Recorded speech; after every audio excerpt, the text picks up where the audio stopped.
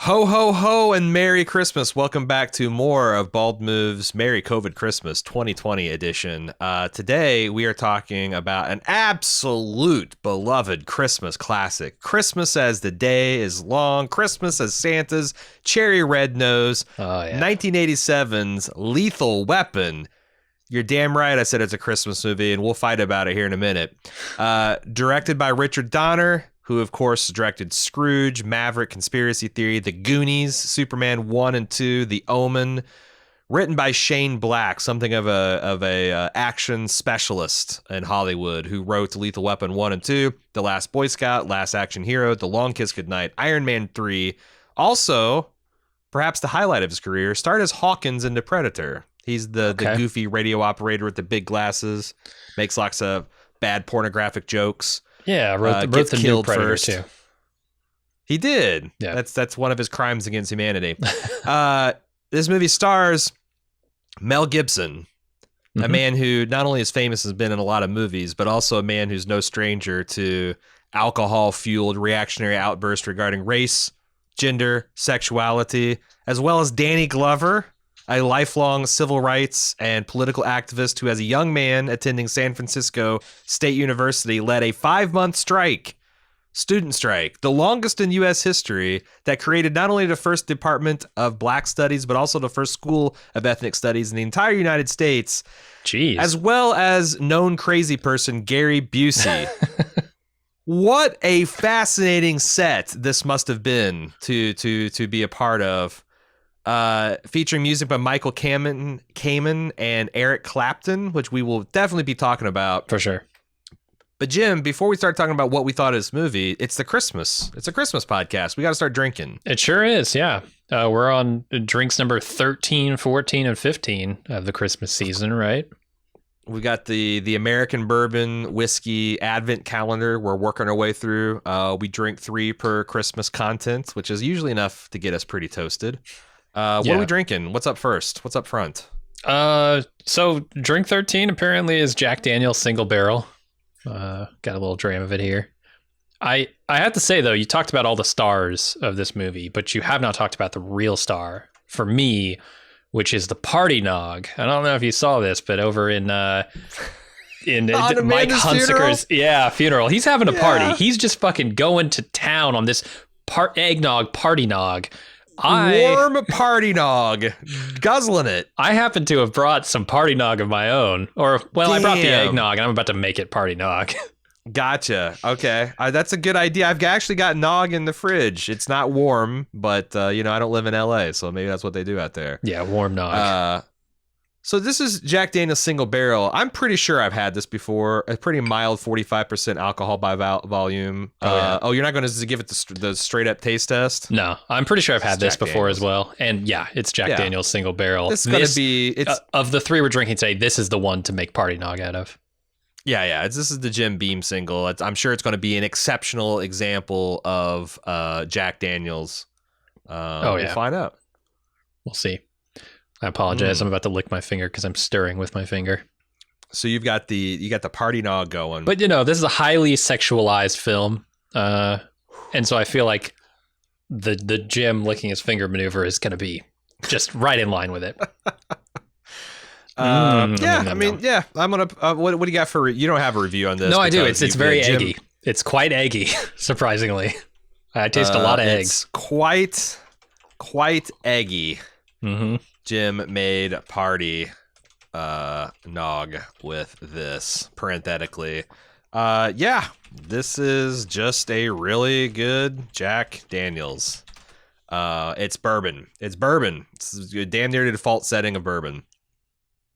Oh, yeah. Jim, have you ever seen Lethal Weapon? Have you ever seen Lethal Weapon before? What did you think of the movie?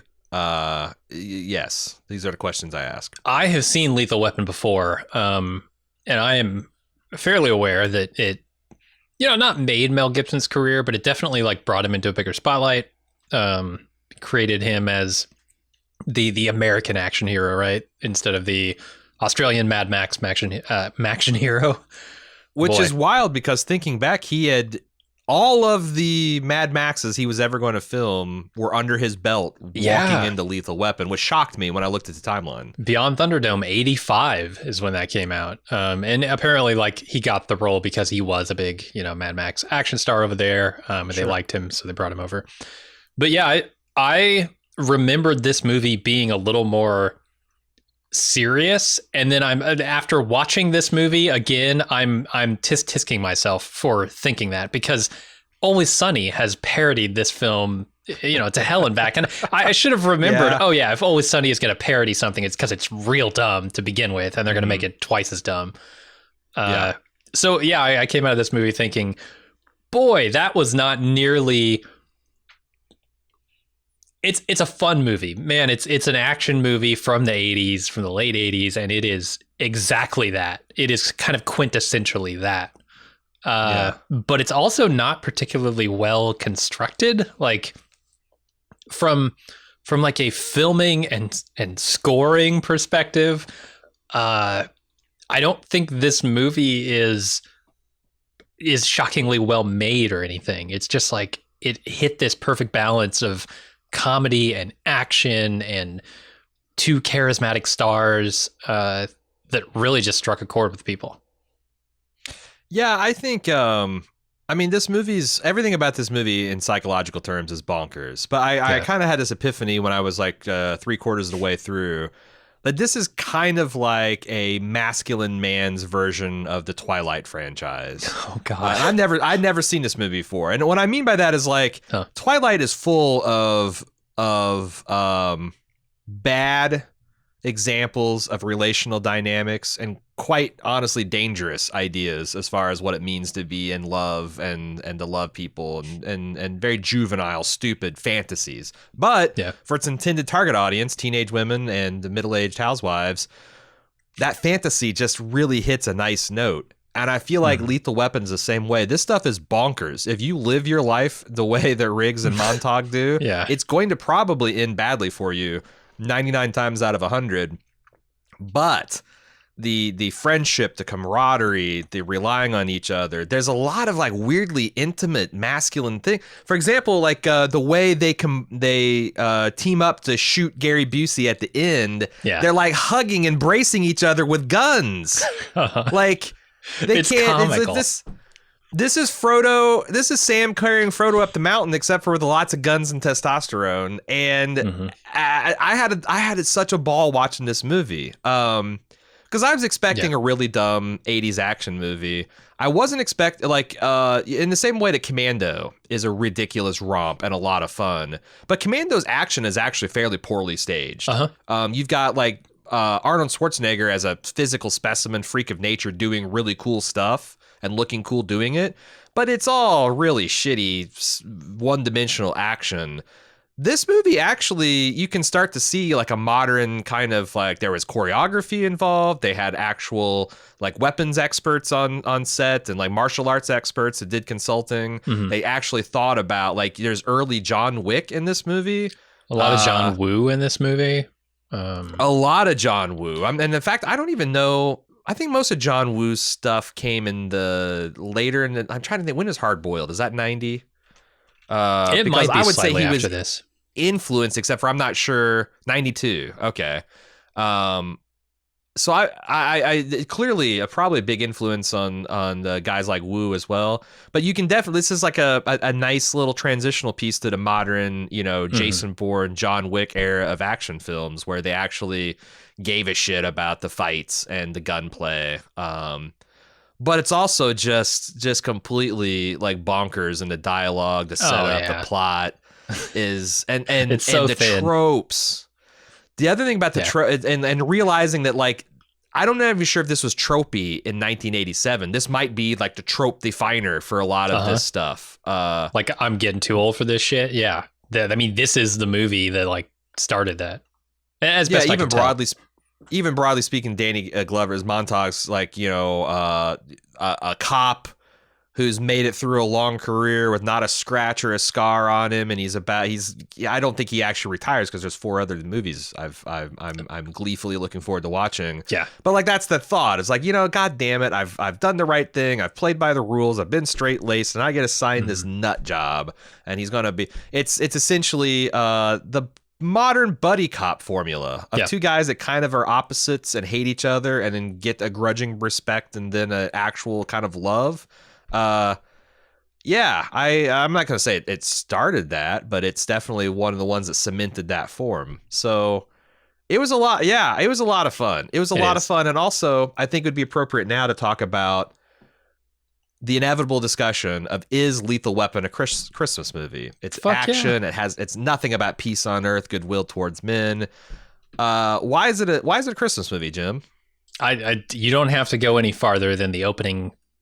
I don't even know that you see a single image in this movie before Christmas hits you, because it's on a black screen. They're playing Jingle Bell Rock. Like 10 to 15 seconds of that before you see anything. So yeah, Jingle Bell Rock opens it. It features a chase through a Christmas tree yard where people are selling Christmas trees. That's kind of like the opening, the introduction to Riggs happens there. It ends on Christmas Day. Like this whole thing that takes place from like December 15th through Christmas Day. Murtaugh invites Riggs in for the lousiest Christmas turkey that he's ever had. Sure. Riggs goes to his dead wife's grave and says, "Merry Christmas, I love you." Yep. Gary Busey says, "Goddamn Christmas," as he blows away a Christmas tree. Yeah. Which is amazing. We need a goddamn Christmas button. Whenever I'm waning, whenever I'm feeling like low, I need Gary Busey to just shout, "Goddamn Christmas." Goddamn Christmas, yeah.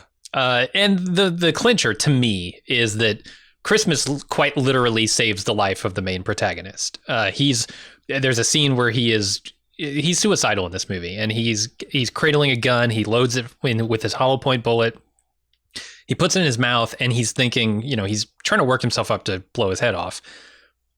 And on the TV, you've got a Christmas episode of Looney Tunes playing, and they're wishing people holiday cheer, right? The tidings of Christmas, the cheerful tidings, are the thing that snaps him out of it and literally saves the life of the main protagonist. I don't know that you can get any more relevant with Christmas than that. Yeah, it's for sure. Yeah, I mean, if Die Hard is a Christmas movie, and we've absolutely argued that it is, this has got more Christmas songs, more Christmas decoration, more acknowledging of the Christmas. It's a California Christmas, which, throws a Midwestern boy off like me, but you got cops caroling. You've got, you open up with, like you said, Jingle Bell Rock. You got the Christmas tree. You got the Christmas lights. There's even snow in LA. In this case, it's a big pile of Coke and heroin, but still piles of white stuff right in the first of the movie. This is a Christmas movie. Fuck off if you don't think it is. It's a Christmas movie, obviously. There's an alternate ending of this movie that Shane Black wrote that involved the main villain being chased in a truck full of heroin. He's driving it, and it blows up right near the Hollywood sign, and the Hollywood sign goes up in flames. The heroin gets swept into the city of Los Angeles, and it all falls like snow on the city. Which does kind of happen, but in a much smaller scale. That seemed it's like, you got the fake Christmas snow of heroin. And I loved everyone's individual reactions. There's like punk rockers like in the background, and Riggs is saying, "Hey, don't breathe too much of this stuff. You start seeing purple, pink elephants." It's a good time. Where do you want to start? Because I thought there's a whole lot of stuff in this movie that I think is just really good. I got a whole bunch of stuff about the plots. I got just weird shit that this movie indulges in. Maybe we can start with the stuff we enjoyed. Yeah, because I want to get a little drunk before we talk about the things we didn't enjoy, because there are numerous ones. I thought that the stunt work in this movie is pretty fucking good. You've got a whole bunch of like falls. You've got one of the most impressive ground vehicle versus helicopter chases. Like, it's right up there with Terminator 2. Dude. Like, I don't know what's more impressive. The helicopter driver fucking with this limousine over uneven desert ground, or the helicopter guy diving inside an overpass in Terminator 2. Like, both it's impressive. really high stakes stunt work, and it was just genuinely exciting, a spectacle. Like, fuck, I don't think I've ever seen anything like this before. Yeah, I mean, the helicopter pilot is a real dick, right? Like, they're out in the desert, and he's got to know he's going to be kicking up all this dust, and it's hilarious when it happens. But he does this, like, I don't know, this whirlwind tornado-esque move around the group of people and lands like right next to him. It's super impressive. And then that's like the second most impressive thing he does, which the first is chasing that limousine down, which you have to get your head into like a helicopter pilot mentality, right? Like, and knowing the instability, I guess, that a helicopter can be. I don't know. I've flown helicopters in video games, right? So what do I know? But it takes a lot of practice. Controlled helicopters, and they're squirrely. Have you ever crashed one? Is it like you get a couple of degrees outside of what you think vertical is, and suddenly you're flying into a tree? A helicopter is described as balancing a marble on top of a bowling ball. Like, that's essentially like 360 degrees. Like, it can go wrong in an instant, and you're prone to massive overcorrections. It's a whole thing. Yeah. Yeah. That chase on the limousine is really cool. Especially the part, like, he catches up with it, and the pilot puts like a fucking rail. I don't know. What are they called? The things that you land skids. On. Sure. Landing skid on top of the limousine. And I'm thinking that seems dangerous. That seems like it could push you off course. And then he does this thing where he turns the body, he rotates the body of the helicopter and strafes along with the limo. And I'm like, that looks really hard. Yeah.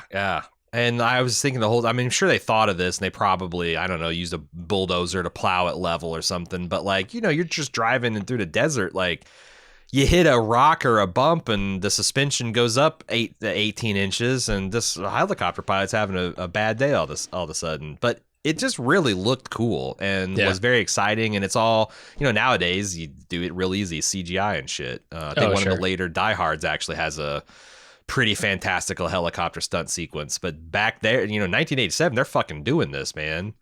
Yeah. With a couple $1 million worth of Bell helicopter and $100,000 worth of stretch limousine. So and a couple $1 million worth of insurance.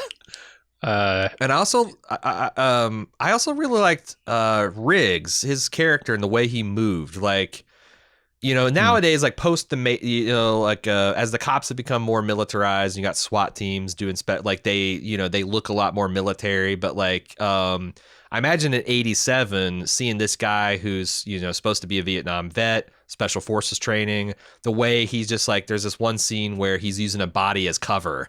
And he's like 380 degree or 360 degrees swinging his gun around like this sweeping area, all using this like 8 inches of corpse cover.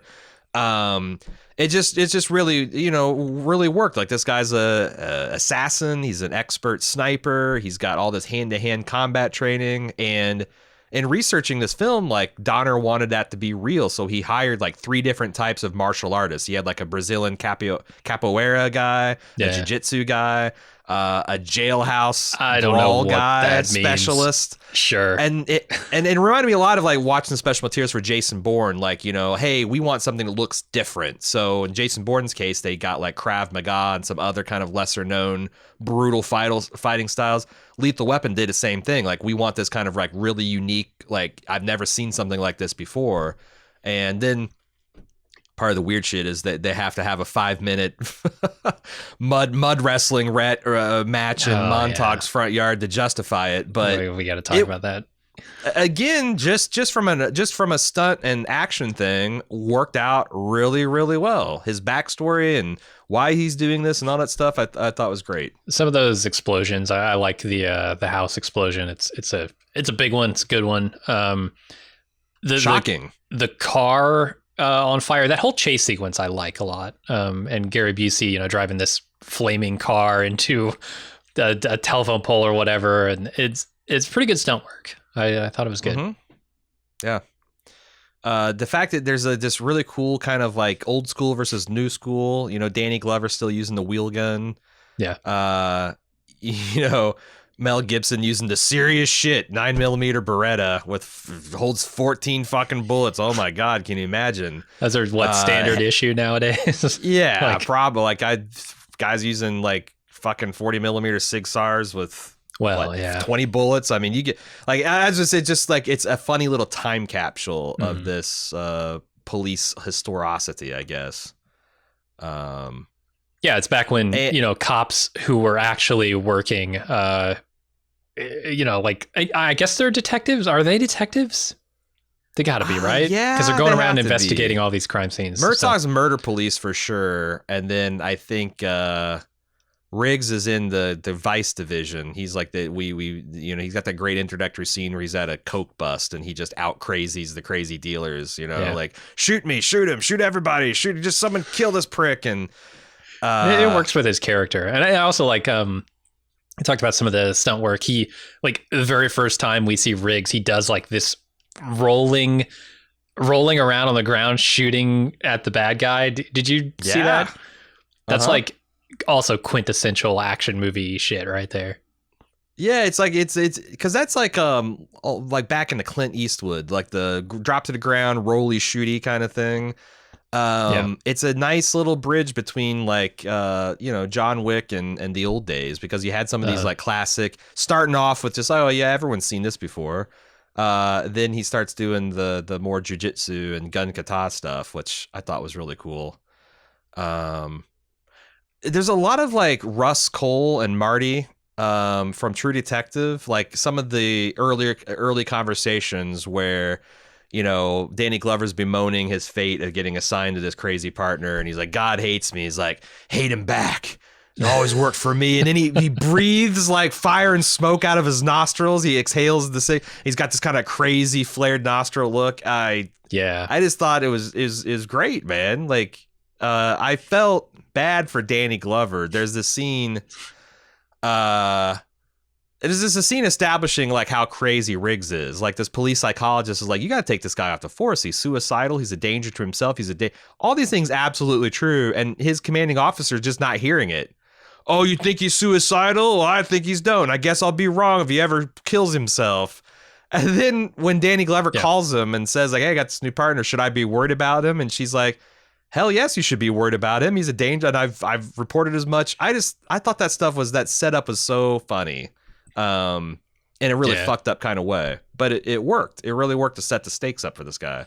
And it works because, look, there's a lot of Mel Gibson's philosophies of life that I don't agree with, but he's a good actor. He's definitely good in this movie. I don't know that he's a generally good actor, but he is exactly what this movie needed. He has that crazed, maniacal, like, don't give a fuck kind of look. And in those scenes where like the Christmas tree guy has him a gun to his head and he's like, shoot me, shoot me, shoot me, shoot me. And you feel like, I don't know. I almost start to sympathize with the guy who has the gun to his head in a weird way. It's like, it's so chaotic and you've got a madman in your arms and you don't know what's going on at this point. And you're just stuck in the situation.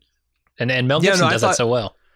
Mel Gibson, because he does a lot of crazy man work and the whole Mad Max series too. The whole deal is Mad Max. He's a traumatized guy. He's kind of lost his grip on humanity, and he brings all that stuff. Like, starts off the gate at level 10. Like that scene where he's got the gun in his mouth and he's trying to like talk himself out of or talk himself into it. I mean, that's like, that shit looked, it just looked real. It came across as like this guy who's just as tortured, just looking for an excuse to die. And then he does a smaller scale version with Montag at the end where they're like debating. He's like, oh, you don't want to do that. You might shoot under the chin's better, right? Yeah, pull. And he starts to pull the trigger. And I think you're supposed to understand that Roger like at the last minute, puts his hand between the hammer and the bullet so it doesn't go off, but it would have. Yeah. Like, fuck, man, that's a real moment, and it would work in a much better film, and it also works in Lethal Weapon. And I have to point out here, you're going to call him Montag every time. It's Murtaugh. Oh shit! And people are just going to have to get the fuck over it, because that's this was me with one drink. one drink by the dram. It's going to get worse with 3 more to go. So I'm going to be calling him Nantucket eventually. Montauk. Yeah. It's because, he's the way he's, I'm not going to make, if you're a ball club, you know how I roll. Yeah. So he's the new people Ramirez. Love it. Or they get used to it. The Ramirez. Martinez. It's part of the Martinez. Shit. This is a quadruple A-Rod boner. It's all right. Let's open drink number 2. Boner. No, I'm kidding. Is it that time? Oh, it's almost that time. We're like 20 minutes in. Okay. This might be a long one because I feel like we haven't even scratched the surface yet. I have in my notes that this movie is already pretty intense as far as like the crazy people, and then Gary Busey shows up. I love Gary Busey. I love him. I love Gary Busey too, and this is a great vehicle for Gary Busey. Gary Busey gets to play a crazy person. Like they never really answer the question of why these guys are so fanatically loyal to the general, but they establish it in that scene where they got this ridiculous like kind of Cheech Marine type, this kind of weird stoner hippie drug dealer who's owns half the blow in L.A. and he's like, Joshua, give me your right arm. Well, he doesn't call him Joshua. He calls him Mr. Joshua, which is Mr. Joshua. His last name's Joshua. His first name's Doctor or Senator, I'm sure. Sure. But he puts his arm out and he lets himself be burnt for 30 seconds just to show how, because this guy's like, I don't know, you guys are using mercenaries and you guys are all fucking crazy and all this other stuff. You got these psychos for hire. And he's like, let me show you why I hire psychos. And does that make the guy feel better? I love his quote in response. He's like, he's watching this guy roast his arm, and he's got all this hippie shit going. And he's like, "You're out there like fucking Pluto, man. You guys are all gone." As he's being hustled out the door. So I guess that's a success or something. Yeah, it's like I guess that's a successful drug deal. Sure. Oh yeah. No, the guy's not gonna fuck around, right? Like he knows he's dealing with a madman. A couple of them. Yeah, they're out there in Pluto, man. Part of the good and the bad of this being a 1987 movie is that there's a lot of practical effects, not so many digital effects. And this lighter thing is one of them where like he calls Mr. Joshua over and says, "Put your arm between this flame and the camera so that they can see that the flame is maybe touching your arm. Force perspective, baby." It's like it's so obvious what they're doing with the camera trick there, but I thought it was funny. But they had another cool thing because I watched it in real, and the Amanda jumping off the Ginny from Forrest Gump, except for she committed. Yeah, I'm like, and I watched it. I'm like, I don't know how they did that because that looked like a real woman until she hit the fucking ground. And Cecily's like, oh, it's probably a doll. I'm like, man, I've seen them throw dolls off of stuff, and I've seen people fall. Do you know how they did that? I do.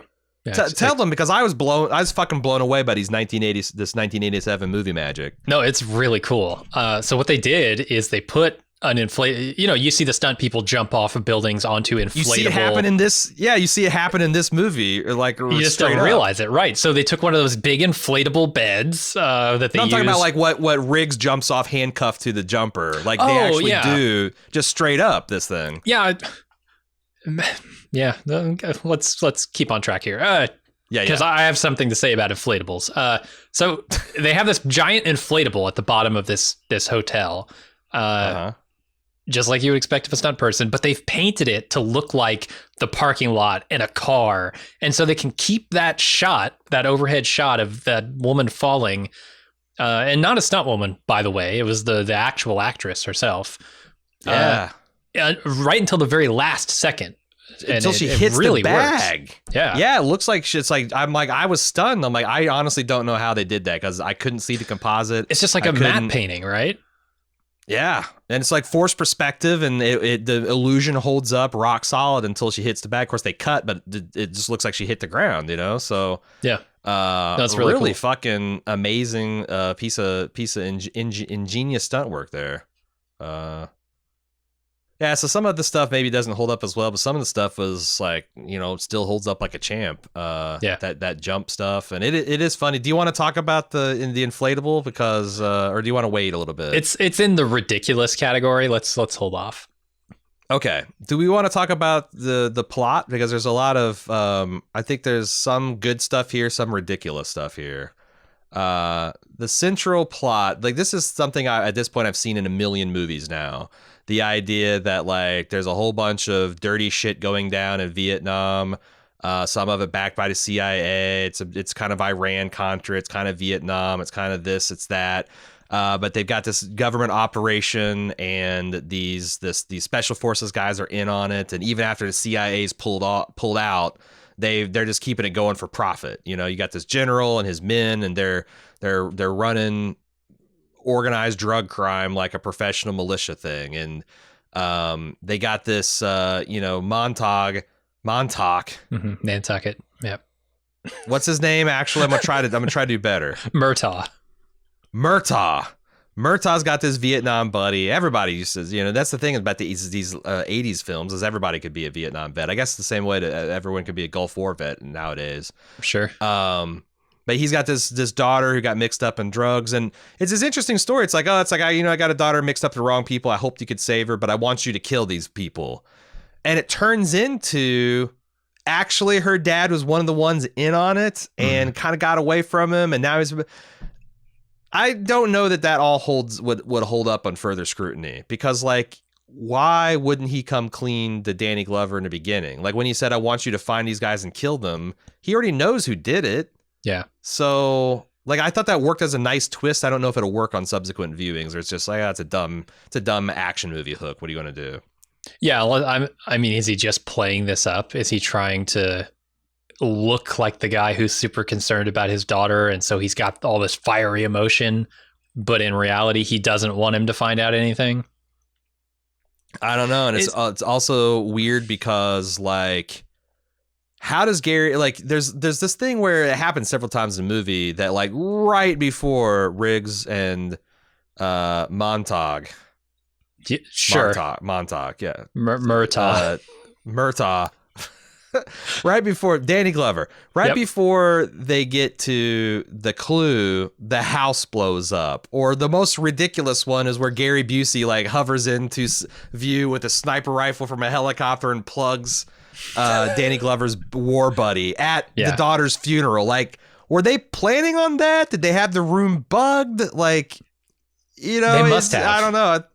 But the thing is it almost works like self-parody, because like a lot of films since then, like I think in particular MacGruber, kind of make fun of this idea of, right as the good guy's about to make a connection, the bad guy comes and pops out of like a fucking hole in the ground and shoots the guy.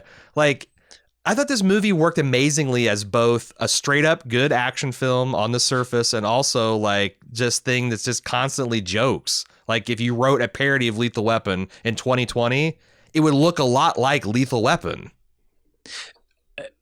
Yeah, I feel like that's a negative though, because I don't think this movie is written, and it's not parodying anything. It's creating the parody material that people will later parody, right? So this is like played straight, and people think like, people making this movie thought, okay, this all makes sense. Let's go and film this. Let's spend $15 million on this thing. And then 20 years on, we look back at it and go, oh, this is so stupid. Let's make a movie about how dumb this is. That's not the vibe that I get from this movie, because I know historically that this is the thing that defines so many of those tropes. And look, like in 1987, this is like post the ridiculous Rambos, I believe. Like you already got Rambo 2. Rambo First Blood's surprisingly a good movie. It's like Rocky, like Rocky becomes silly, but they didn't start that way. Same thing with Rambo. But you already had Rambo 2, probably Rambo 3. You certainly had Commando. Yeah. No, Rambo 3 actually came a year after this. But you'd had this kind of like really dumb 80s action film. And I think Lethal Weapon is like a thinking person's action movie, but it's like we've just come a long ways. And some of the stuff like Danny Glover's got this detective that walks in and starts saying like these 80s men, they're all just sensitive types, like they cried, I just cried myself to sleep last night, what do you think about that? And there's like all this like You know, like they're clear. It's a reaction to the times and the kinder, gentler, more emotionally in touched person, but they're also making fun of it. And like I said, like back in the day, I'm pretty sure that's straight up, but now it plays as parody. Probably, I don't know, probably plays straight up to a lot of people today. It's just stuff like that where it's like the precision assassinations and the emotional constipation and the ludicrous, like things that they had no idea, like like you're gonna have a guy, you got a full on dead wife situation, the motivate Riggs, and then you're gonna kidnap and put under the threat of like torture and rape the daughter. It's like all these like fucking tropes. It's just like, oh god, you're really gonna go. They were just babes in the woods back then, man. Why not? I mean, it's high stakes drama, right? I mean, the thing is that shit works. Like, yeah, like sure. If I got if Cecily died in some kind of fucking pre-Christmas car wreck, I'd go kill people probably. I don't know. Yeah. Someone stole Jack and started like sending me pictures of him, naked, threatening they're gonna wreck. I'd fucking rustle my jimmies, man. I'd be ready for war. So like, it's like this little time capsule of 80s action movie. All right, I'm opening drink number 2. It's that time. Might be a little past that time, actually. And drink number 2 is probably going to signify where I start talking about some of the shit that I don't like about this movie. Okay, this is 1792 small batch bourbon. Yeah, Kentucky straight bourbon whiskey, 46.9% alcohol. None of these ABVs are like breaking my liver so far today. Yeah, it's not the 60+% we had not too long ago. All right, so 1792, never heard of this distillery. It's Kentucky bourbon, like all the best ones are. Yeah, I think it's got to be Kentucky to be bourbon. It's got a pretty thin mouthfeel. Mm-hmm.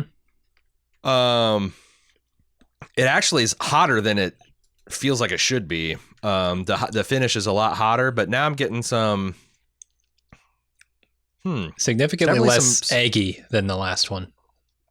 There's definitely some sugar and vanilla and some vanilla notes in this bourbon, but it's mostly just really hot. Yeah. Surprising for 46.9%. What do you think? Got my review typed in here. I'm not a fan. Not a big fan of this one. Mm-hmm. It is too thin. There's been better drams. Too hot.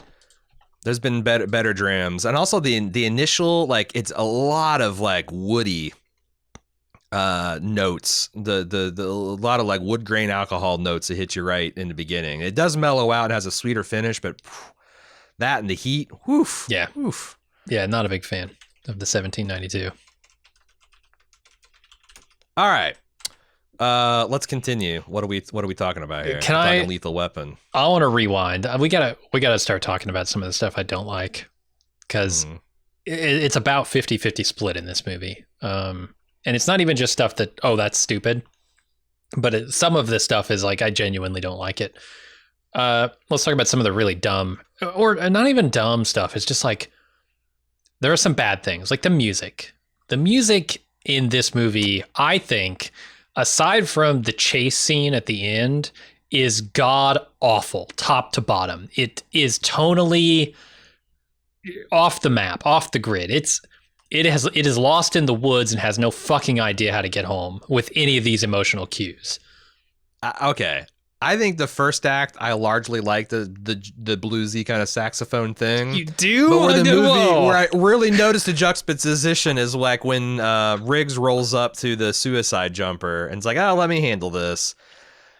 That music, I'm glad they did, because it let me know that I was in for a non-serious scene. Right. It's a fun suicide scene. Unlike the other suicide scenes in this movie. Yeah. Riggs is like, I've seen serious suicide. I am a serious suicide attempter. This is not a serious suicide attempt, and I'm going to just completely not take this serious. And which is funny because, like, I've not seen this movie, so I was like, I wonder if he's actually going to do something cool, like, since he's known what it's like to be at the end of his rope, and he's going to try to like empathize with this guy. And then like he throws the cuffs on. I'm like, oh no, that's not how this is going to happen at all. No, he uses his suicidal tendencies as a tool to get the job done, right? Like it's fucking weird. And there are so many questions I have about the scene. The music is like the least of the problems I have with this scene. For one, like you've got, I picture this scene where Mel Gibson is up there. He's handcuffed to this guy. And if you were to pan the camera down to the parking lot below the ledge here on this ceramic tile factory or whatever, you would see cops with their fucking bike pumps frantically inflating this gigantic crash pad below him. And this guy is still like, I'm going to jump off this thing and commit suicide if you don't back off, man. He doesn't look down and see that there's this huge inflatable below him and he has no chance of succeeding. They painted it to look like the parking lot, so the guy was none the wiser. Tricked him, got him. That forced perspective. They had the police suicide jump painter there doing a high speed. You know, they got the sketch artist, the lesser known guy is the suicide jump pad painter. Right. No, you're right. A lot of employment for suicide jump pad painters in Los Angeles. Apparently, this is the second jumper in this movie that we see. Instead of investigating the fucking heroin ring that's going on here, they should be investigating the rash of jumper suicides that's going on in LA because they're everywhere. Yeah. Like maybe they're related. It's all the heroin. People get at the end of the rope and they run out of heroin and then they start jumping. There you go. But it's unfortunate 50% of the mental health crisis budget in LA is spent on suicide pad painters, but right. You know, you can't argue with the effectiveness. Like it's valid. It's treating the symptom, not the cause, but you do what you can. Is. Okay, so you pointed out the music there is dumb. I've got a sampling of some of the other musical cues. Let's just start off with the very beginning, the credit sequence. I think this is too thin of a Jingle Bell Rock version for me to be over. Keep in mind this music is over a cityscape filmed from a distance in the pitch black. You're just seeing lights. There's no like city noise. There's no nothing. It's just this song. Jingle bells chiming, jingle bell time. But the most interesting thing is this transition here that's coming up. Because it goes directly from this credit sequence flying over Los Angeles to zooming into a window where a woman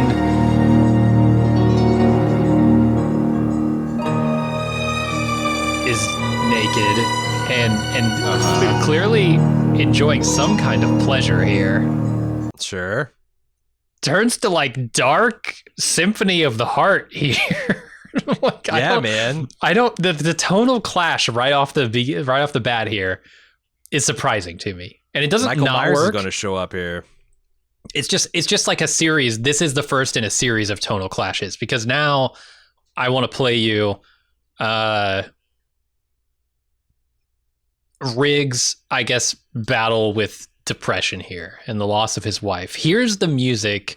This is the gun in a mouth scene. Yeah, as Riggs is loading his gun, in order to. He's working himself up to blow his head off. He's put a hollow point bullet in there. He's got the gun pressed to his head and then in his mouth.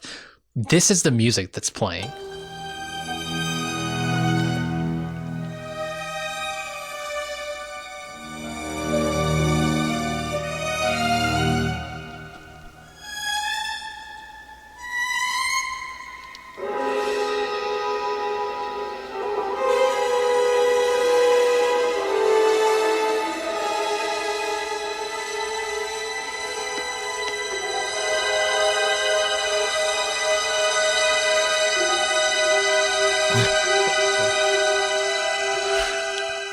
I think Indiana Jones is about to steal the gold idol. Yeah, dude. Or like there's a 1940s burglar breaking into the black and white house on screen. Or like Edward E. Nygma is dropping off another riddle in front of Bruce Wayne's gate in Batman Forever. It's a bizarre tonal clash with what's like the emotion that's happening on the screen.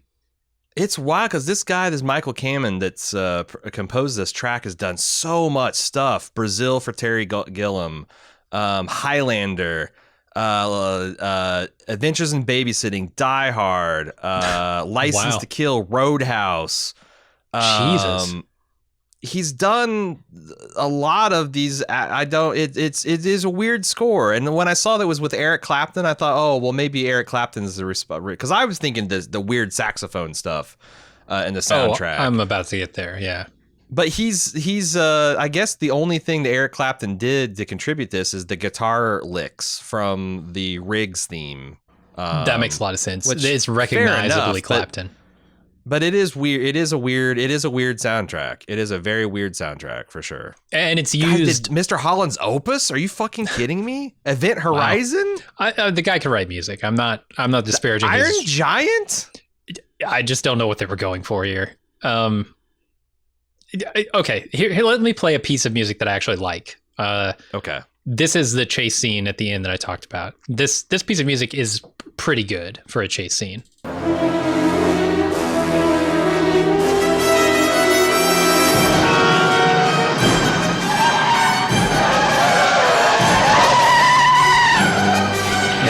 There's a lot of like that's respectable. You know, car noise and stuff. But I feel the urgency, right? I feel the chase, the momentum. And get the adrenaline flowing. That one works for me. But maybe the most bizarre of all the music choices in this entire movie is the strange relationship that they paint between Murtaugh and his eldest daughter, teenage, like 16 maybe. I don't know. Okay, think back to the going on 24. 16 going on pervy. The scene, this movie opens up with 3 scenes back to back, all of which feature a naked body. There is the suicide jumper Amanda Hunsaker, got her robe open, flapping in the wind as she jumps off the hotel balcony. Yep. Then you cut from that right to Danny Glover naked in the bathtub. I thought they cut the Riggs naked in his RV on the beach. Oh, yeah. It might be that. You don't even know who the hell Riggs is at this point. He's just some weirdo with a dog on the beach, sleeping with his door open, living in an RV, naked, windows up. Yeah. So those are the 3 scenes, right? 3 scenes, 3 naked bodies. It's a little weird to start off a movie. But it is very weird. Murtaugh sitting there so it's his birthday, and he's taking an early morning birthday bubble bath, and the whole family, entire from family, the 3-year-olds to the 16-year-old, and the wife coming in there, and he's just full out. I mean, yeah, there's bubbles, but not that many bubbles. No, those bubbles have been there a while. They're falling apart. What weird ass family barges in on your naked dad presenting with a cake in his bath? Like with 16-year-old teenage daughters. The whole family comes in here. Here's the music that plays in that scene while he's naked in the tub, and his daughter comes up to him and is there's no other word for it. She's examining his body. She comments on his graying beard. Mm-hmm. It's a little weird. Here, let's listen to it.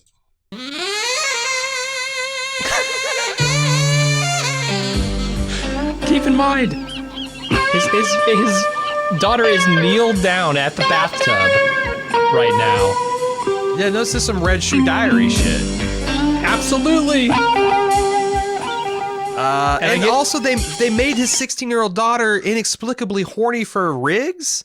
They did. And Riggs isn't exactly shutting it down. No, he's supposed to be 38 in this movie, and he is all about it. Yeah, he's like teasing like Murtaugh about like, you know what, your daughter seems pretty sweet on me, and it's like, yeah, I'll kill you if you date her, but that's Riggs doesn't seem too concerned about it. It's a weird energy. It's a weird energy. Yeah. No, he seems a little concerned about it, but it might be because he wants her for himself. I don't know. This is a strange piece, like the sexy saxophone music over the girl in the bathtub ogling her father's body. And now she's about to, 1 scene later, after the Riggs introduction, she's about to come downstairs, twirl in her New Year's dress, her revealing New Year's dress. Mm-hmm. And here's the music that plays over Danny Glover looking at her twirling. Happy birthday.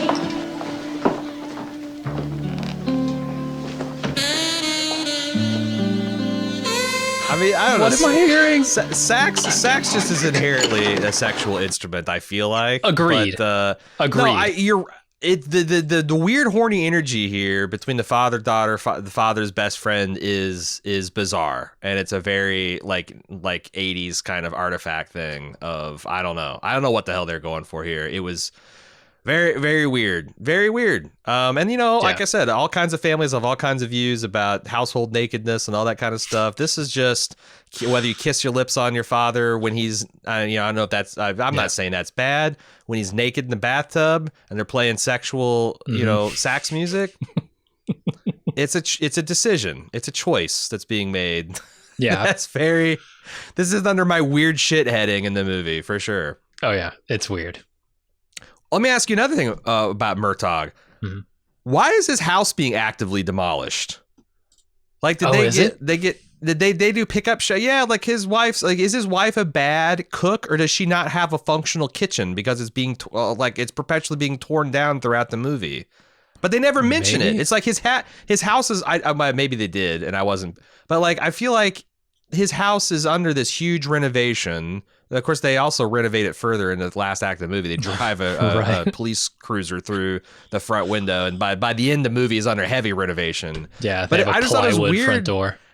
Yeah, he's just like, there's all this bare frames and like sinks being torn out and stuff, but they never. It's like the fucking Money Pit with Tom Hanks, but they never really acknowledge it.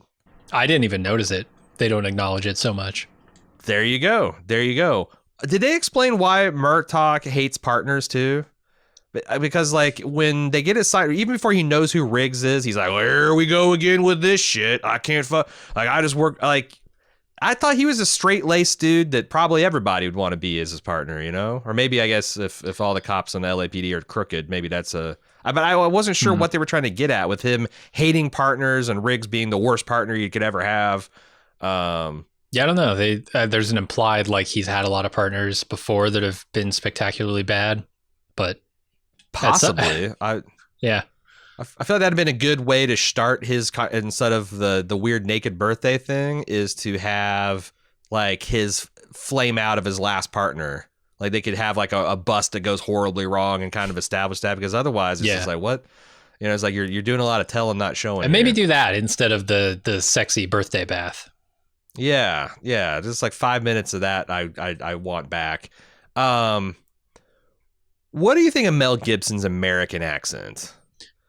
Because he's gone on to do a lot of movies with a pretty rock solid American accent. I thought it was touch and go through a lot of this movie. Oh, see, especially I didn't notice. the first act. I felt like they're really slipping into Aussie gear before he'd bring it back. It's like line to line, kind of Kevin Costner-esque in the performance. But you didn't notice it, so maybe I'm being too hard on the movie. Like, I'm pretty familiar with Mel Gibson's body work, so I don't know. I just thought it was Mel Gibson being Mel Gibson. I know he's Australian, but I didn't notice that. If I didn't notice that, or if I didn't know that, I would have noticed. You cracked that code, did you? Yeah. Do you want to? I'm thinking maybe we should accelerate the drinks, because I got a little bit of stuff to talk about, but I don't know if I have a good half hours of stuff to talk about. I don't know what the people are listening for. Let's fire off another. Why not? It's Christmas after all. It is Christmas after all. Do they even know? So this is the filibuster dual cask. Is this going to focus up here or no? Probably not. That's as clear as you're going to get. You're going to have to trust me. It says filibuster dual cask, another straight bourbon whiskey, 45% alcohol by volume. Weak. The weakest yet. Yeah, this has been the kindest to the kidneys ABVs thus far. The stretch thus far. It's the same as Jack Daniel's single barrel. Also 45. Oh, there's a funk to that. What is that? I don't know. It's like a thin mouthfeel, but it's also kind of waxy. It's got a little bit of a coat to it. There's like almost a... Did this one go bad? Is there like a moldy flavor to this? I don't think whiskey goes bad, but... Ooh. Sometimes you get like the real sour mash Like Yeah, that. yeah. Oh yeah, this is the corn mash kind of the sour mash. I think this is a very almost white lightning. Underripened. That's what it is. Whiskey. That's what it is. This is like a young. Yeah, this is like a fucking moonshine whiskey. Yeah. Yeah, it's got that like olivey kind of what you associate with young. Yeah, that young make, new make kind of stuff. Tastes very moonshiny, which I like moonshine, but I'm not gonna say I'm never like if you pay more than like $25 for a fucking mason jar of moonshine, you're getting screwed. I imagine this stuff sells for more than that, but I don't know. What'd you say this stuff was? It's got a very young whiskey taste. Yeah, the flavors. Yeah, it has that like olive-esque, underripe olive kind of flavor that I don't particularly like from new make stuff. See, I wonder if this dual cask means that they had like a cask of the good stuff and a cask of the new stuff, and they're trying to make like trying to maximize their dollar by blending it. Yeah, because they've got the 2-year and the 0-year. They're blending them together. It's actually because the other thing about the young whiskeys is their color is terrible. Yeah, like this got that piss yellow color a lot. This has actually got a pretty nice. It's not like as rich as I've seen, but it's not. No, it's certainly not piss yellow. But no, yeah. Yeah, bourbon's kind of on the whole, you had one perfectly average good bourbon, and the others are not so much. Not every day in the Advent calendar is a hit. Is what I'm saying. No, but there you go. I'm gonna filibuster this one. I'm gonna talk the rest of the podcast and not take a drink. What else we want to? What else? Okay, I'm questioning. Let's go back to Gary Busey. Did you know that Gary Busey has an Amazon Prime series called Gary Busey Pet Judge? No. Where he is essentially Judge Judy, except it's a pet court, and people are bringing their pet lawsuits about like, oh, you killed my pet when I was on vacation, and now I'm suing you, or like your pet ate my lawn gnomes, and now I'm suing you. And Gary Busey is the judge. Who would agree to legally binding arbitration where Gary Busey is the final arbitrar of justice? It's a bad idea. But Amazon thought it was a good enough idea. I thought you were going to say, have I seen I'm with Busey? Which, of course, I've seen I'm with Busey. You think we're going to freeze? With you, in fact, yeah. Mm-hmm. So when did that come out, the pet court thing? 2020, and it is on Amazon Prime for watch party availability. We might actually dive into that at some point. Yeah, we might on these Wednesday Christmas streams if we got some time to kill, check in with Busey. It'd be good for the week that this comes out, like maybe the 16th. Yeah, we can. I guess will be the week after this by the time you're hearing it. But we might do this Wednesday. Yeah. Okay. Let's talk about Gary Busey. I don't buy that he's a special services guy, a fucking secret special. What do they call it? As not SAS, special forces guy. Because there are a couple of times, like Mel Gibson rigs dead to rights. They're in the club and there's this shootout, and then shit has just popped off. Mel Gibson has been tortured. He's shirtless. He's running after Gary Busey. Gary Busey takes like 5 shots with a rifle down a hall 20 feet away. Can't hit a damn thing. Special forces guy, really? And then special forces guy, when he breaks into the Murtaugh house and there's a distraction in car form that comes through the wall, unloads an entire fucking clip. Just drops an entire on that, magazine, whatever you want to call it, into this car with nobody in it. I've never seen someone taken more in by a distraction than this special forces guy. Not buying it. Yeah, it's weird. It's like there's a period in history where it's like special forces dudes were like crazy. Like I'm thinking of Bennett from Commando, where he's just like this fat sack of shit. But his primary ability is he's just crazy. He's just like bloodthirsty. He's kill nuts. And I feel like Gary Busey is that's still spiritual connection before, because now like special forces dudes are like super ultra professional. They're like faceless mooks. They wear suits. They got some of the unflappable like loyal qualities of this guy, but like they don't usually go like gun nuts. No, they're super competent. Yeah. Yeah. And I just wasn't feeling that from Gary Busey in here. So you might be right. That's an artifact of 1987. But Gary Busey in this movie, and this, so, Gary Busey, it's interesting because I really love I'm with Busey. And I love it primarily because Gary Busey is sort of chaotic and crazy. But I guess Gary Busey was in a pretty bad motorcycle accident in 1988, a year after this movie came out, had brain surgery, like claims that he died on the probably table. A different person. Yeah. Probably some brain damage there. And I feel bad like saying, oh, haha, look at this crazy guy. Because he probably has brain damage that's causing it. But like, this is prior to that, right? This is Gary Busey in as respectable of a role as I've ever seen him. If he wasn't a villain, right? Like he's clean cut. He's not acting like a lunatic. No, he's very restrained. Evil. It is a very interesting question to see what would have happened, because he says that this kind of saved his career. He was kind of like, spitting out in Hollywood, and then this happened, and he got into the famous motorcycle accident, and he's, by all accounts, never the same since.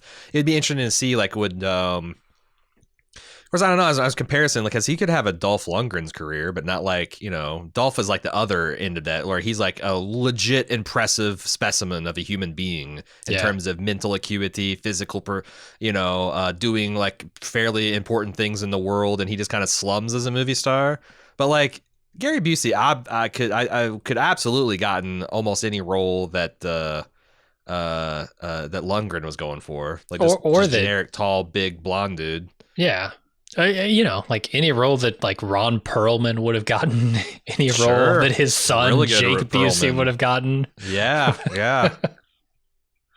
Obviously. No, I feel like Gary Busey. It's unfortunate, but also I love the work he's done after this. So, speaking of some of the actors in this, Mel Gibson. Let's talk about some of the casting stuff because I found it super interesting. There was a lot of people were considered for the role of Murtaugh. It's like an insane list. I'm not going to list the entire thing, but you go back to like, Arnold Schwarzenegger at one point was considered for this. Bruce Willis is kind of the main one who was considered for this. They really wanted him as Riggs, and he turned it down. It's interesting to me because at the same time, Mel Gibson was offered the role of John McClane in Die Hard the next year and turned that down. So this is like the Freaky Friday, role swap of movies, which to me is really cool. And actually, like, I think Die Hard is a better movie, just mostly all around. But Die Hard mostly holds like straight up holds up. Yeah. And I think I don't think Bruce Willis would have been as good in this role as he is as John McClane, because you need a certain element of crazy, and Mel Gibson is able to bring that, whereas Bruce Willis would have been too cool. Yep, I agree. I think that the swap would have worked the other way, but like I can't imagine. I think that they were both iconic, and it's hard to imagine Mel Gibson as John McClane. It's hard to imagine Bruce Willis as Riggs. Do you know the other crazy coincidence about this? What? That Die Hard with a Vengeance in 1995 was originally a Lethal Weapon sequel. You know how like Die Hard 2 was originally some other and they just like filed the serial numbers off and made a giant. This was supposed to be a Riggs movie, and they made it into a John McClane. Okay. Converting. Why not? The circle is complete. The time's a flat circle. The references have led into each other. I thought that was an amazing coincidence concerning all the casting craziness too. Yeah. I got some other just like kind of like plot, like just stuff I want to point out. Like I really enjoyed the double dead. Like they track down Amanda's dealer in this like really swanky Malibu flat, and they go roll up and they see strippers and the mountains of blow, and this guy just comes out of the shotgun and starts blasting. And, Danny Glover's congratulating himself for shooting the guy in the leg because, that's what you do. You want to use non-lethal, less lethal ways to take out your bad guy. And as he does that, he pulls out another gun, and Riggs ends up shooting him. But the guy, he like quadruple taps him in the chest and he falls backwards into this pool thing and then becomes enmeshed in the thing. In the cover. But and then they both jump in to kind of rescue him. And I'm like, what? It was just a really it was a really bizarre way to stretch out this scene and make this guy like, he's not just dead, he's like triple dead. You know? Right. He got ensnared in a net, shot in the chest, and also drowned. And there's a way the guy's face pushed up against that plastic thing as they're looking at him, and I thought that was really funny. Yeah. I like the pool cover as a death trap, though. That's maybe one of my favorite death traps. It's like I can feel viscerally the horror of getting caught and wrapped up in a pool cover, a flimsy pool cover, underwater. It's nightmares. I also feel like that this inspired a young M. Night Shyamalan to make, because he does the definitive like thrashing around in the pool cover scene with Bruce Willis of all people in Unbreakable. Right. Like it's like from the dead guy's point of view in that, and it is horrific. And of course you got the weakness to water there on top of everything. Yeah. I thought that was interesting. The Martok family dinner. The beatboxing. He's so bad. The dad rapping. Oh my! Like honestly, if you did this I think in 1987 as a white dad, it would just be racist. It'd just be a racist performance. Like he's butchering rap so bad that it's like indistinguishable from a dad making like belittling it as an art form. You could only do this in 1987 because hip hop is like. Oh, yeah, it's taken over the world. Well, yeah, but in 1987, it is a fragment of a musical style, right? Like it is off the radar. It's only been around for less than 10 years. Like it's literally been like it's brand new. So I buy that a guy born in 1940 or whatever the fuck Murtaugh be like, born what is this shit? Would not know how to rap. But you try and pull that shit in 2020, I'm just saying, you're gonna have a baseline level of being able to rap and beatbox from anybody, like white, black, Asian, whatever. Yeah. Everybody can beatbox at least to some degree at this point.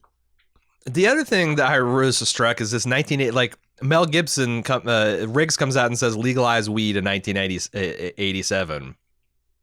Every once in a while, it hits me that like, holy shit, people have like, as in popular culture, have been cool with marijuana use for a long, long time, and yet we're still having debates about whether it's a good idea to not legalize it, but to decriminalize it. Yeah, it's been insane. 60 years. It's insane. 60 years we've been fighting for this, and finally we're talking about federal decriminalization. Like, not seriously? legalization, just decriminalization. Right. And whether we gets done or not will be another story. But like, god damn, that's one of those scenes where it's like I stepped outside of myself and was like, Jesus Christ, Riggs said legalize weed back in 1987. What the fuck? What the fuck are we doing? And Cheech and Chong were doing it before then. Yeah. I love the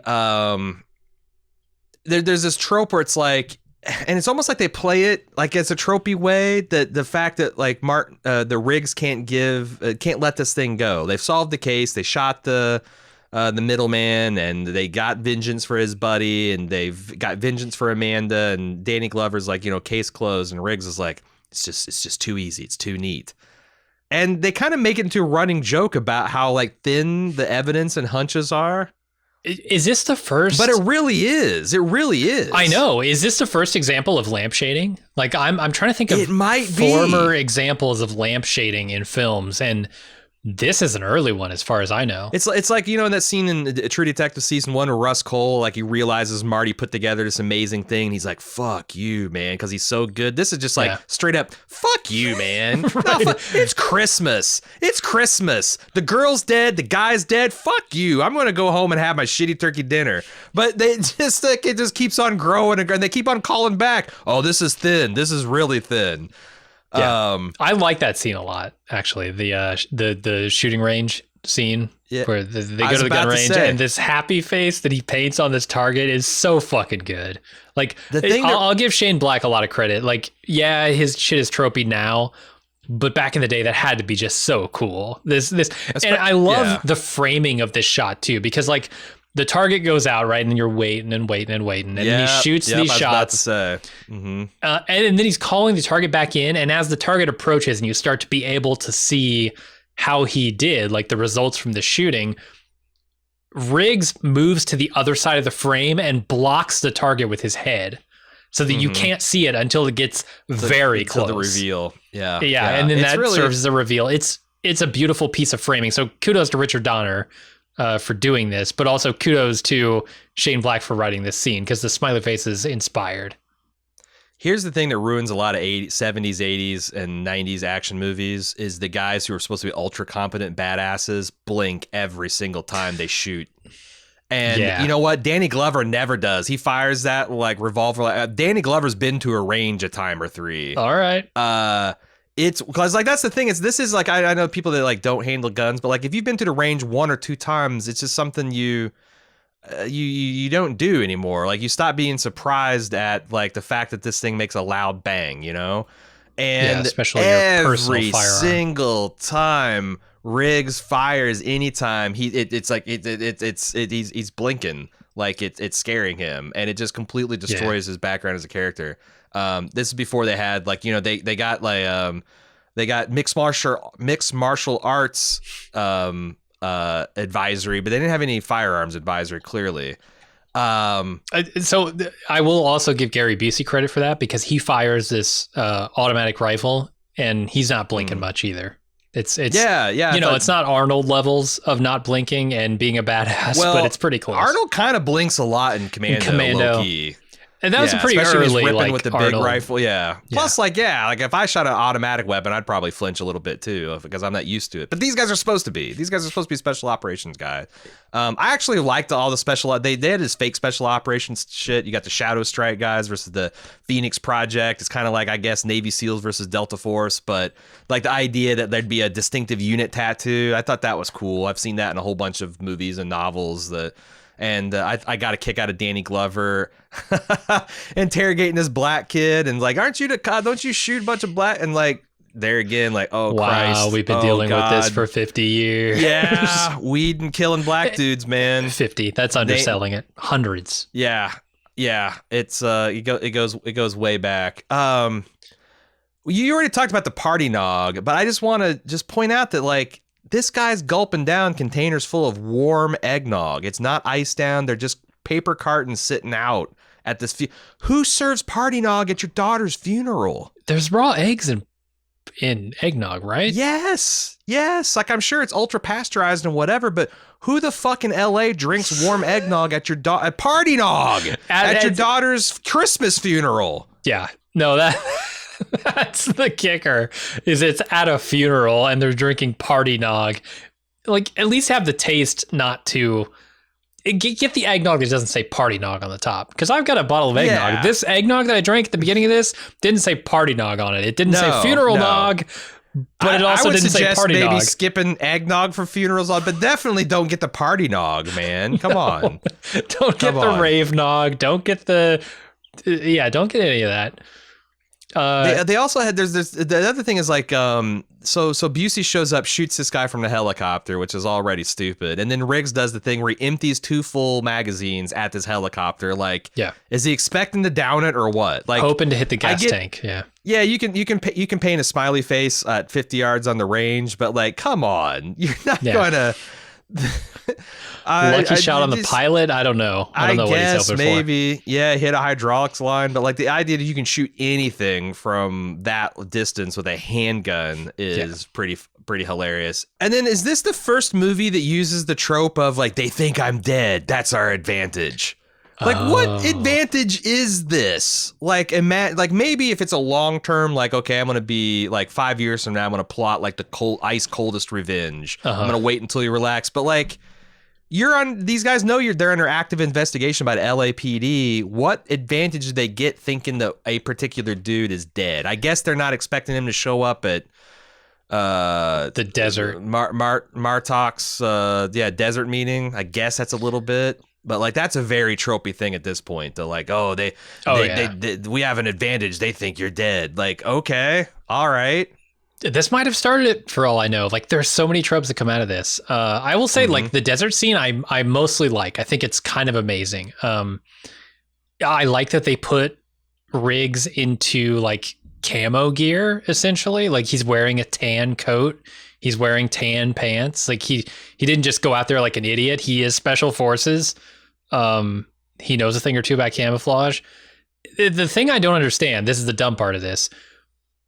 They've got Murtaugh, right? Like his daughter drives off, they chase her with a helicopter, but they've got Murtaugh. They've got a bunch of guys with guns. He's fired off his only grenade. They got him. And then they sneak up on Riggs and put a gun to his head. Why don't they've already killed this guy once, right? Or so they think. They blasted him with a shotgun. They're willing to kill this man, and they don't do it here. I don't understand why they don't just put a bullet in his head and then interrogate Murtaugh. Yeah, I mean, the smart thing to do in any interrogation, if you're going to involve torture, is to do it separately so you can compare the results you're getting. And, like, when you're getting the same story, then you're probably... Okay. Like, and I thought they were actually going to do that, and it's smart, but the very first thing that Busey says is, like, well, we got your partner alive, so we don't even fucking need you. And they start, I don't know, like, torturing you with electrified loofah sponges, like... yeah, you're not wrong. It's pretty. I'm electrocuting and exfoliating you. Your skin's never going to look better. It's going to be tight. It's going to be youthful. It's going to glow. It's I don't know. Yeah. Oh, also the whole idea of the special forces guy that lines up this perfect shot to cover his partner, and he's like, what? I don't know, 1,000 yards away or whatever he says, and somehow this guy blocks his shot with his body. Yeah. It's like the whole time, like, move, Roger, move, Roger. Like, dude, you picked your spot. What the hell? And then, like, it's like a bad idea, Olympics, because, like, then Murtaugh pulls a grenade and he does like an unironic Brett Tamlin from Anchorman, where he's just going to, like, run screaming through the thing with a grenade, like, I'm crazy and I'll do it and I don't give a fuck. Me and my daughter will be dead together in Valhalla. And then they're like, look around at the hardware, man. You can't possibly win this. I'm like, the dude is already committed to blowing himself up with a grenade. He just said he's going to take all of you out, and you're trying to intimidate him with the fact that he can't live alive. What the fuck, Boost? You idiots. Yeah. They literally rub salt. Literally. In Danny Glover's wounds. I've never... ever in my life seen that happen. Here's what they tried. They tried the alcohol swabs. He was just too tough. They tried to go with the alcohol. He withstood it, and so now they've resorted to salt. And next they had paper that they had 8.5 by 11 paper and lemon juice. If he withstood the salt in the shoulder wound, that they had the paper cut and lemon juice standing by. No one could withstand that. No one could withstand that. Hilarious. I mean, there's like I didn't. Then the end of this movie is just doesn't quit. It's this one damn thing after another. There's a running chase through. Like Riggs is running like Batman, trying to get angles on Busey. Yeah. Danny Glover is running after the general. He ends up blowing him up in a big cloud of cocaine, and it all ends up. This is the thing that's the most bonkers in this movie. They've got Busey, they come back to his house, he rampages, he's threatened his family now twice. They got him dead to rights, they're gonna arrest him, and then Murtaugh's like, all right, everybody back up, give him space. And they just let this framed by police helicopter lights, this battle royale, this mud wrestling match happen in his front yard. And I'm thinking the whole time, what does this look like in court? If they arrest Gary Busey, like, I was like, Your Honor, my client was subjected to combat gladiatorial sport at the, like, this is like crazy shit. Of course, it doesn't matter because they end up man-hugging, shooting him to death. Yeah. This masculine intimacy through death and bloodshed, which I quite enjoyed, but it was objectively hilarious. It's absolutely hilarious. And my question, like, when I'm watching this, is when do the cops step in? If it looks like Riggs is gonna lose, like, there's a point at which Riggs's face is being mashed into a mud puddle. It looks pretty drowning. Bad, yeah. He's drowning in an inch of water. Give him space. Is this part of the training you receive as a cadet in police academy? Yeah. Is this like, if two officers roll up to the scene and one officer is fighting a suspect, step back, let them do their thing, because they've clearly got a grudge that they need to settle here.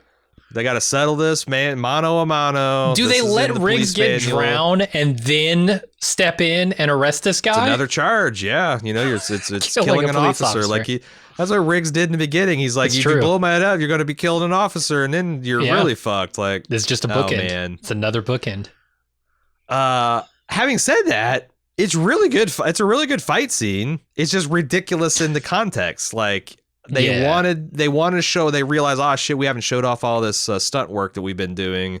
Let's write this big, like, and it's a long scene too. Oh yeah, it's like they go at it. It reminded me a lot of the Universal Soldier fight between. I was gonna say Dolph which is better. Van Damme. Well, yeah, they actually have a reason for that to happen, and there's no cops there to like give him space, let him work it out.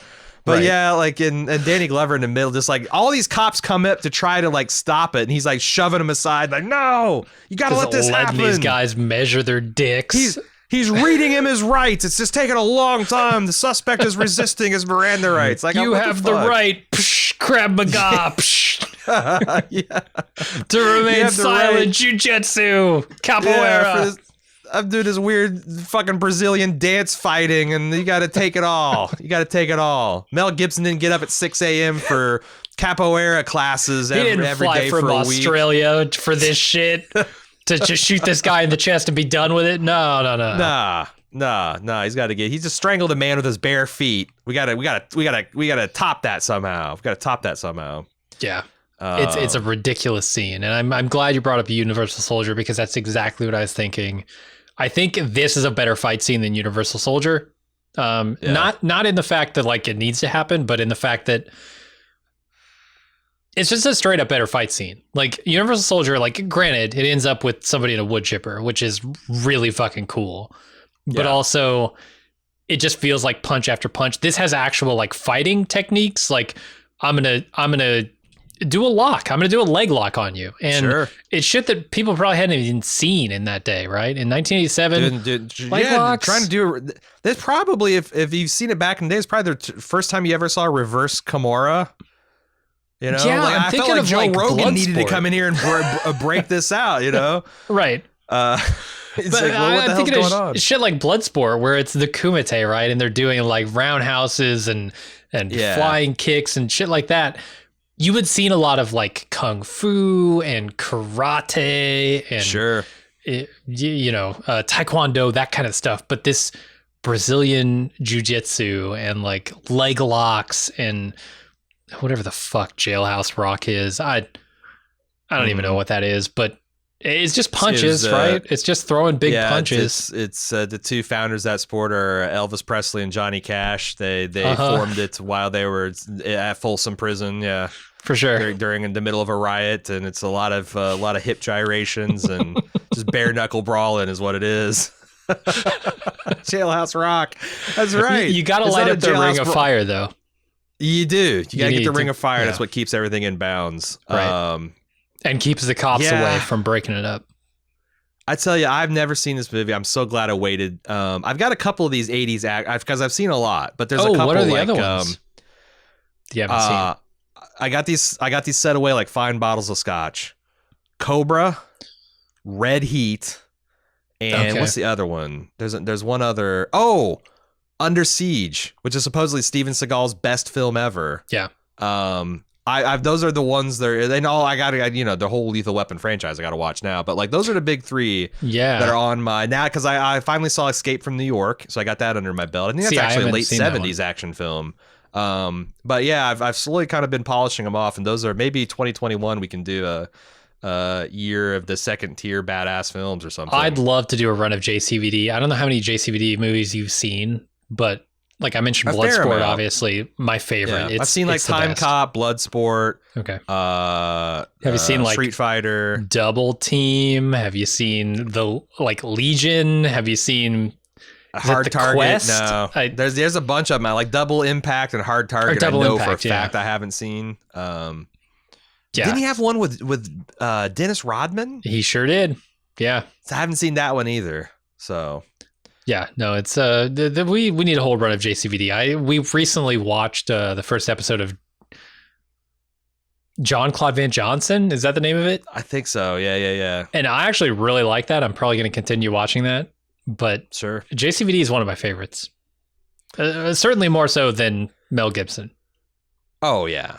I will say that, like, if we were, it would be interesting to revisit the badass list that we were working on, because like a lot of this stuff I was operating back then on reputation. Like I hadn't seen I'd seen Braveheart. Obviously, it was a very badass role. A couple of Mel Gibson's other, like some of the Mad Max, but I hadn't seen any of the Lethal Weapon. So a lot of that stuff was like on reputation. And I got to say, Riggs really lives up to it. Like Riggs is a iconic action role, and I haven't seen any of the others. Have you seen Ransom? I don't know what they get. I have seen Ransom. Yeah, sure. Okay. It's pretty good. Give me back my son. But yeah, like now that I've seen this, like I think it's probably worth another quarter to a half point. I don't know what we ended up settling on his character score, but like, goddamn, yeah, Riggs is a badass. That's about all I got. It's Christmas as fuck. It's a lot of fun.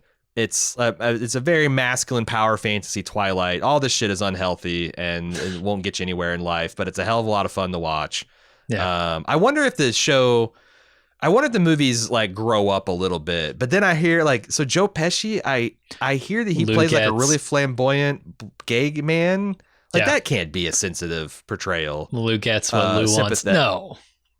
Has Joe Pesci ever portrayed anything sympathetically? Or sensitively, I don't think so. He just usually screams and kills a lot of people. But I'm curious to see that. I've definitely seen fragments of those because like this, as much as anything defined the 90s action genre, this 1987 movie defined the 1990s action genre, and then the other Lethal Weapons came out and defined it even further. I remember seeing many fragments of those movies, but this is the only movie that I can definitively say I've seen all the way through in the Lethal Weapon series.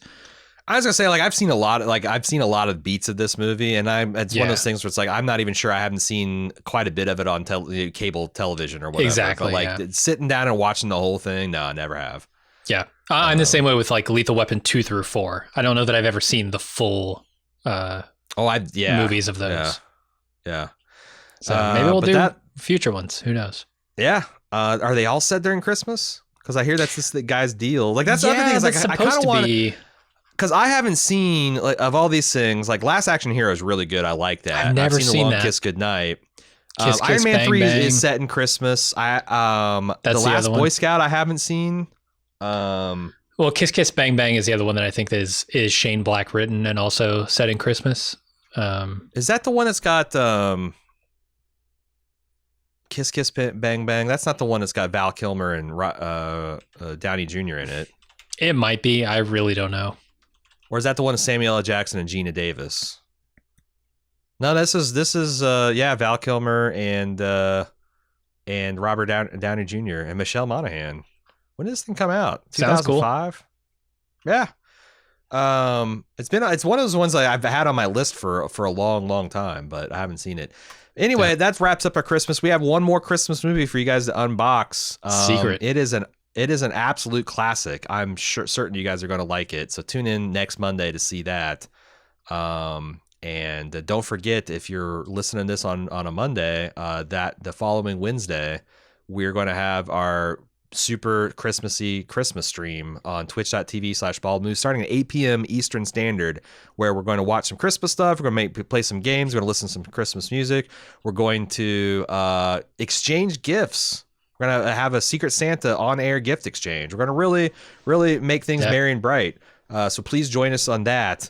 And if nothing else, have a very Merry Christmas. And we'll see you on the super secret Christmas week prize next week.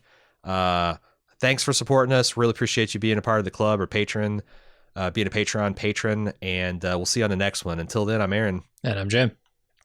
Later.